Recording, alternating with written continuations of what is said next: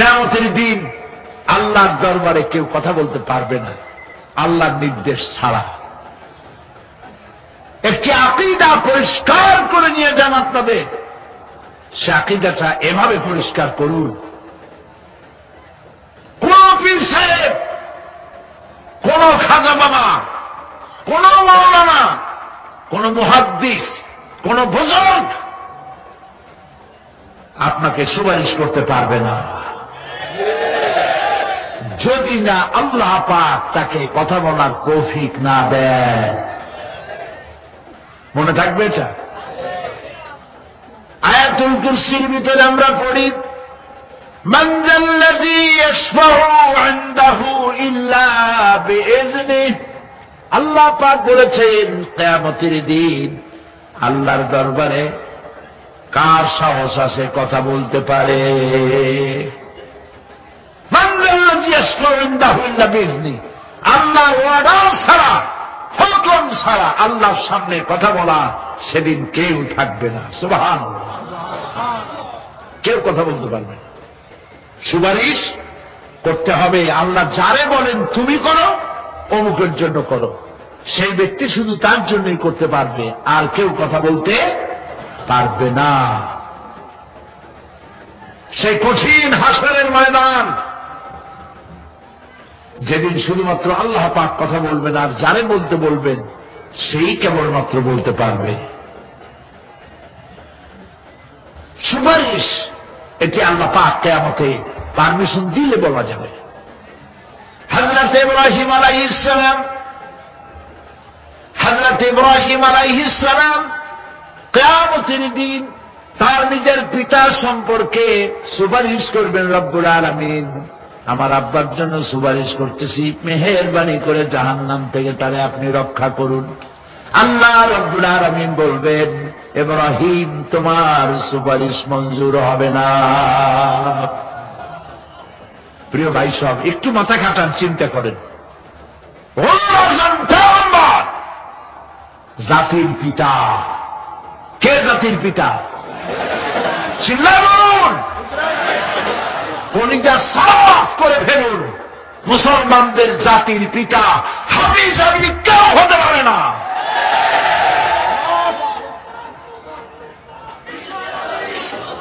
মিল্লাতা আবিকুম ইব্রাহিম।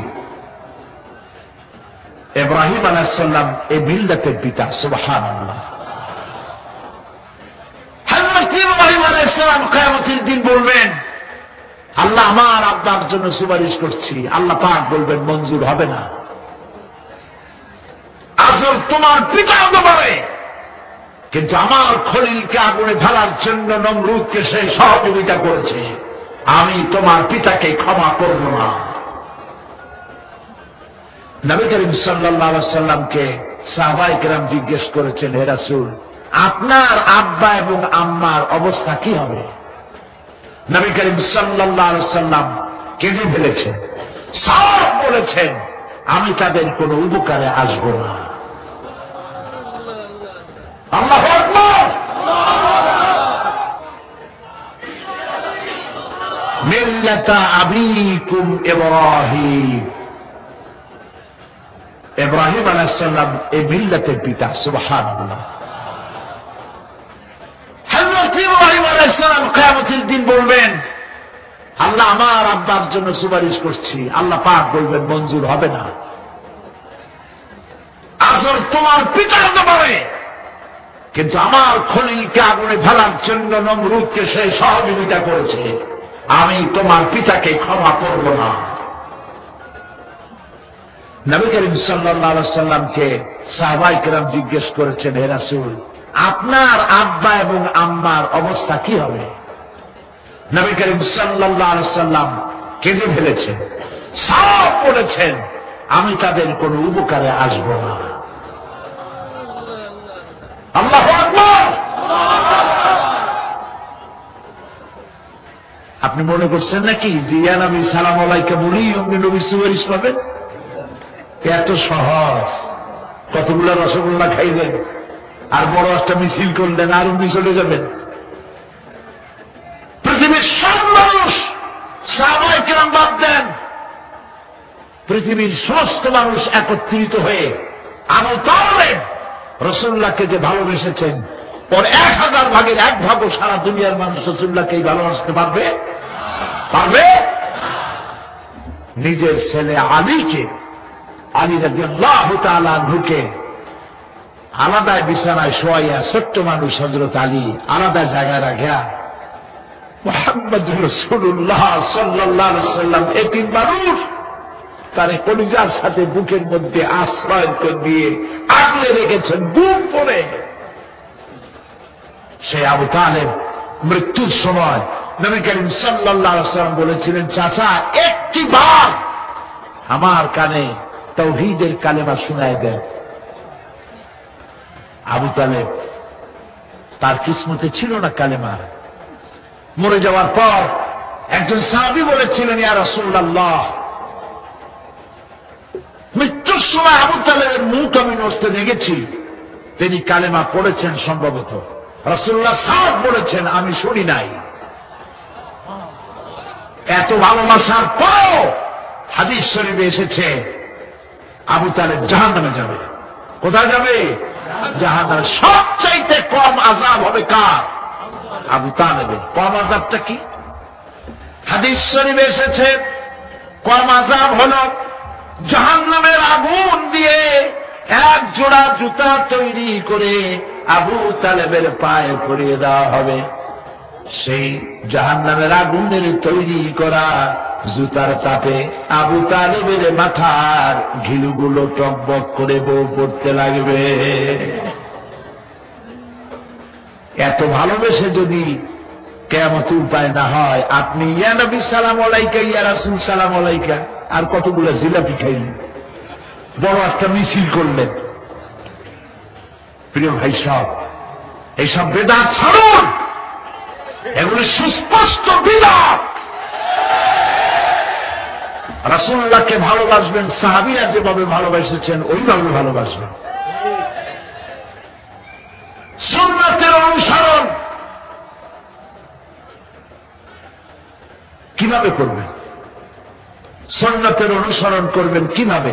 নবী করিম সাল্লাল্লাহু আলাইহি ওয়াসাল্লামকে ভালোবাসবেন কিভাবে? হযরত আব্দুল্লাহ ইবনে মাসউদ রাদিয়াল্লাহু তাআলা আনহু তিনি সাফ বলেছেন, মান কানা মুস্তান্নান ফালিয়াস্তান্না বিমান ক্বাদ মাত। কেউ যদি সুন্নতের পূর্ণাঙ্গ অনুসরণ করতে চায়, সেজন্য যারা মরে গেছে তাদের অনুসরণ করে। ফাইনাল হাইয়া লা তু'মানু আলাইহিল ফিতনা। কারণ যে ব্যক্তি মারা গেছে, যে ব্যক্তি বেঁচে আছে, ফাইনাল হাইয়া, যে ব্যক্তি বেঁচে আছে সে যে ভবিষ্যতে ফিতনায় পড়বে না তা নিশ্চিত করে বলার কোনো উপায় নাই।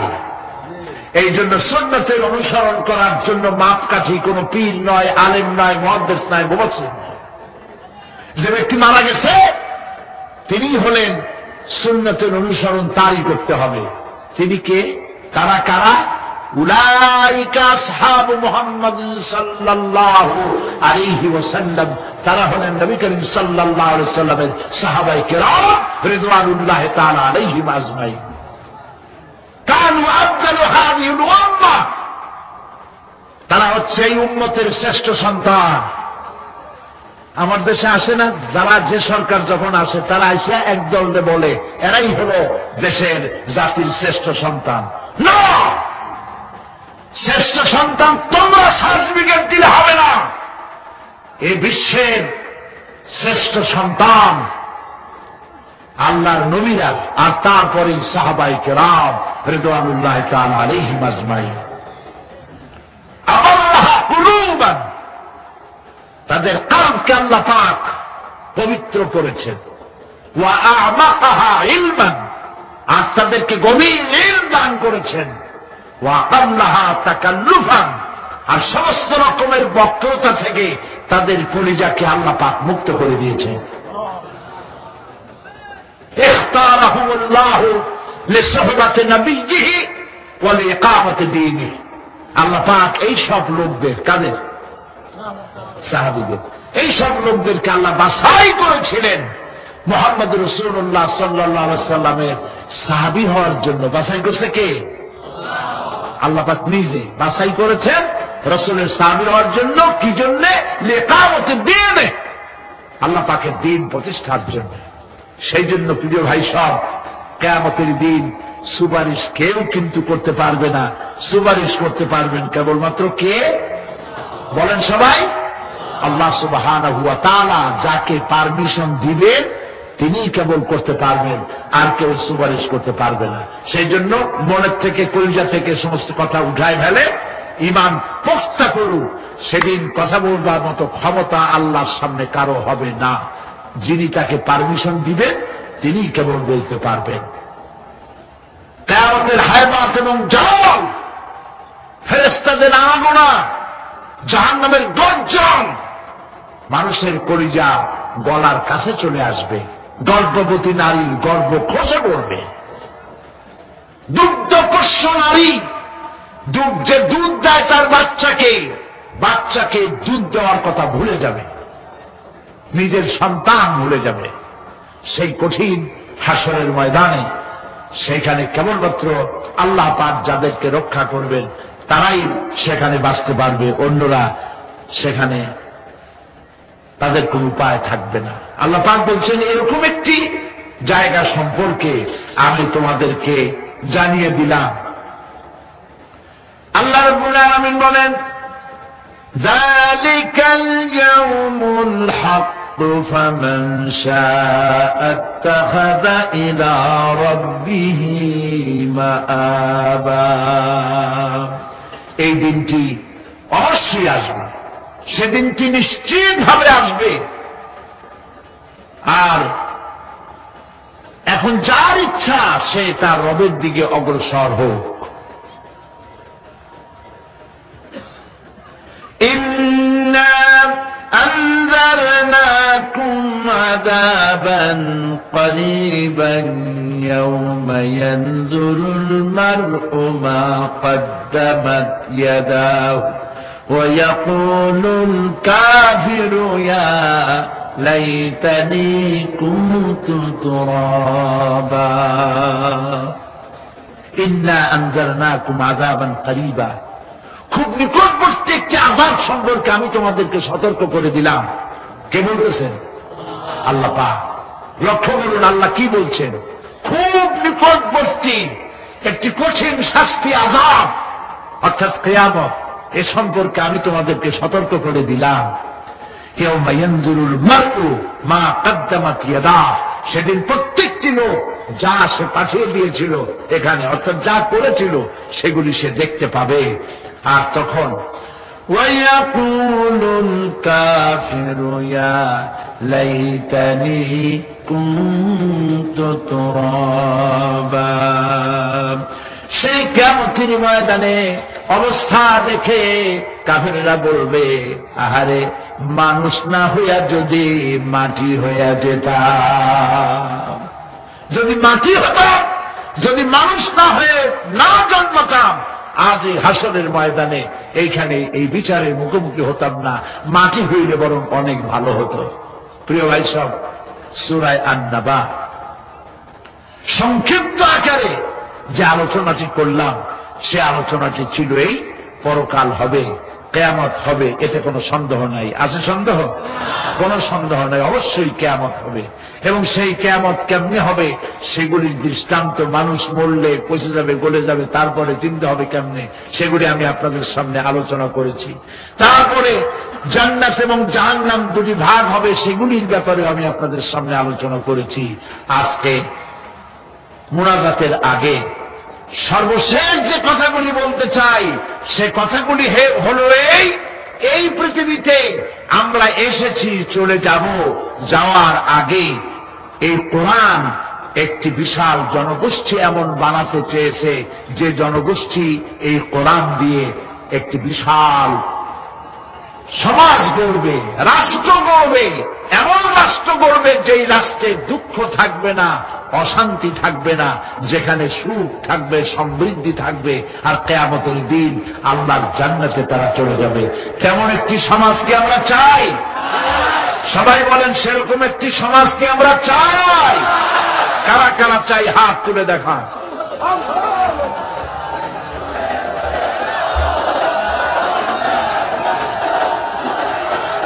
প্রিয় ভাই সব, আমি হাত তুলতে বলেছি, দাঁড়াইতে বলি নাই। মেহরবানি করে বসেন। আজকে আখেরি মুনাজাতের দিন। আলহামদুলিল্লাহ বলে কয়েক লক্ষ মানুষ মুনাজাতের জন্য অপেক্ষা করছে। আলহামদুলিল্লাহ বলে। দাঁড়ানোর অর্থ আমি বুঝি, অনেক সময় বসছেন, ফাঁকে একটু মাজা সোজা করে নিলেন।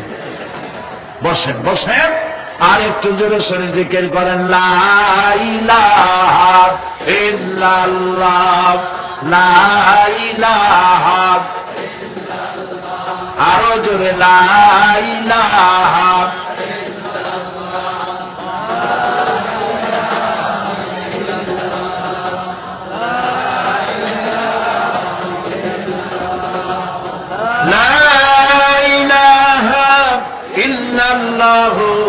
মুহাম্মাদুর রাসূলুল্লাহ।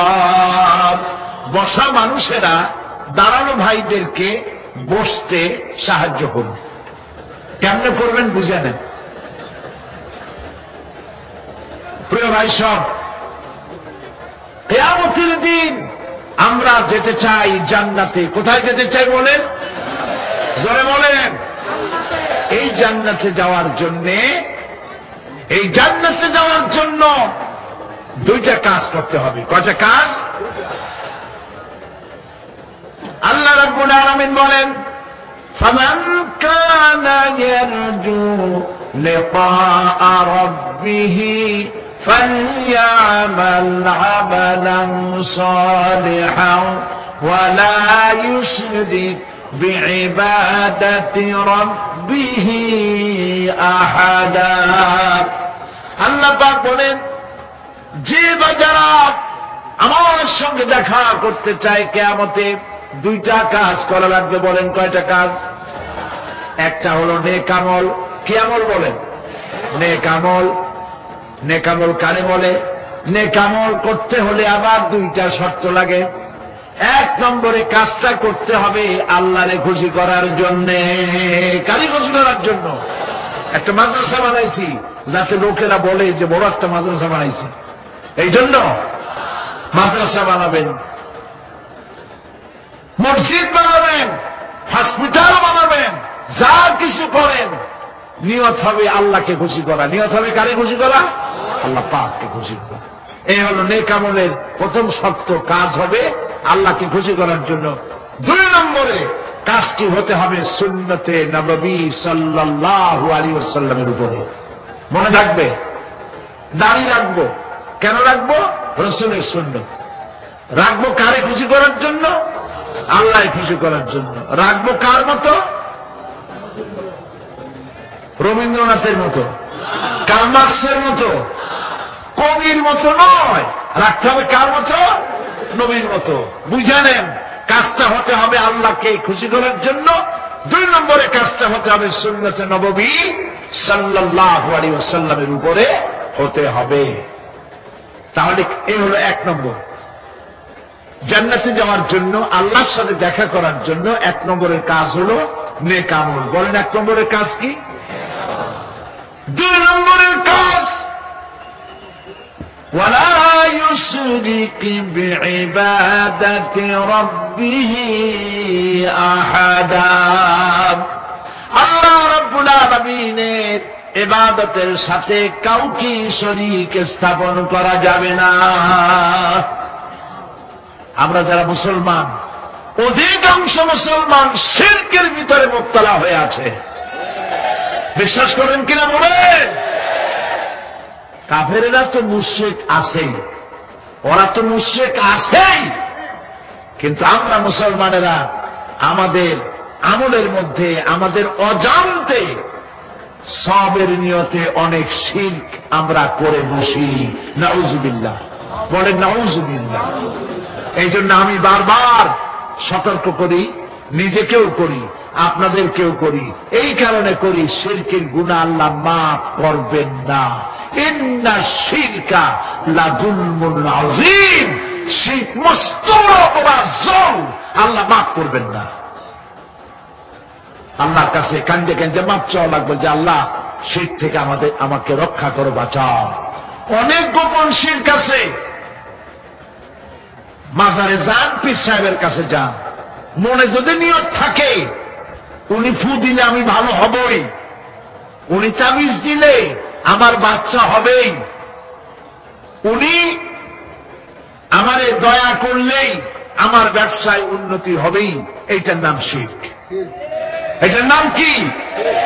ওয়াইজা সাআলতা ফাসআলিল্লাহ ওয়াইজা ইসতাআনতা ফাসতাইন বিল্লাহ। যা বলার আল্লাহরে বলো, আর যা চাওয়ার কার কাছে চাও? চিল্লায় বলেন। কলিজাটাকে পরিষ্কার করে যান আজকের মাহফিলে। এই কলিজায় কারো প্রতি কোনো ভয় রাখবো না আল্লাহ ছাড়া। ভয় করবো কারে বলেন? মহব্বত আল্লাহ ছাড়া, এত বেশি মহব্বত আর কাউকে করবো না। আল্লাহ তাআলা আমাদের কলিজায় তোমার ভয় এবং মহব্বত দিয়ে ভরে দাও, রাসূলের মহব্বত দিয়ে আমাদের দিলকে ভরে দাও।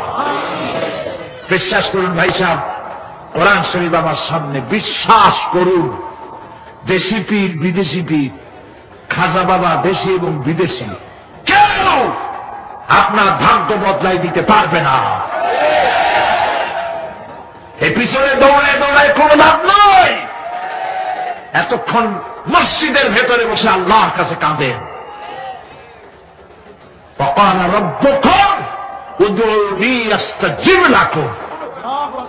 তোমার রব বলেছে আমারে ডাকো, আমি ডাকের সাড়া দিয়ে দেব। সুবহানাল্লাহ। আর আল্লাহ বলেছেন আমার ইবাদতের সাথে কাউকে শরীক করবে না। খবরদার। আলাইসাল্লাহু বিকাফিন আব্দা। আল্লাহ প্রশ্ন করছেন আলাইসাল্লাহু বিকাফিন আব্দা, আমি কি আমার বান্দার জন্য যথেষ্ট নই? চিল্লায় বলুন অবশ্যই যথেষ্ট। আবার বলেন অবশ্যই যথেষ্ট। কলিজা সাফ করে ফেলেন। সম্রাট শাহজাহান, দিল্লির সম্রাট, হাবিজাবি সম্রাট না, দিল্লির সম্রাট। এখন কোথায়? কবরে। কবি বলতেছেন শাহনে জাহাं को जिन्हें फक्र से देते थे बाज, शाहने जहां को जिन्हें फक्र से देते थे बाज, वाज कब्र में है सूरह अलहम्दु की मोहताज। সারা ভারতবর্ষ যারা ক্যাশ দিয়ে নিজেকে সৌভাগ্যবান বলে মনে করত, সে আজ কবরের মধ্যে ভিক্ষুকের মতো সূরা আল-হামদুর মতো একটি সূরার মুহতাজ হয়ে ভিক্ষুকের মতো শুয়ে আছে। সম্রাট শাহজাহান মসজিদে বসে আছে, এক ফকির ঘুরতেছে। লোকেরা কয় ছোটবেলা থেকেই তোমার খয়রাত করতে দেখলাম, ভিক্ষা কি জীবনেও যাবে না তোমার? লোকটি বলছে আমি ভিক্ষা করবো ছাড়া আমার উপায়টা কি? কারণ আমার তো লোকেরা এই মুরব্বীকে বসায় না। এই লোকটি আমি ভিক্ষা করা ছাড়া করবো কি? লোকেরা তো আমার 60 টাকা 50 টাকা 100 টাকা দেয় না, 4 আনা 5 আনা 1 টাকা এই আমার দেয়, এ দিয়ে আমি বড় লোক হবো কেমন? লোকটি বলছে আচ্ছা দেখো, তুমি তো জায়গা মতো যাইতে পারো নাই, বাদশার কাছে যাও, এমন দেওয়া দেবে জীবনে আর খয়রাত করা লাগবে না। তো বাদশার কাছে কি খয়রাতি যাইতে পারে কোনদিন? হ্যাঁ এখন পারবা। কেমনে?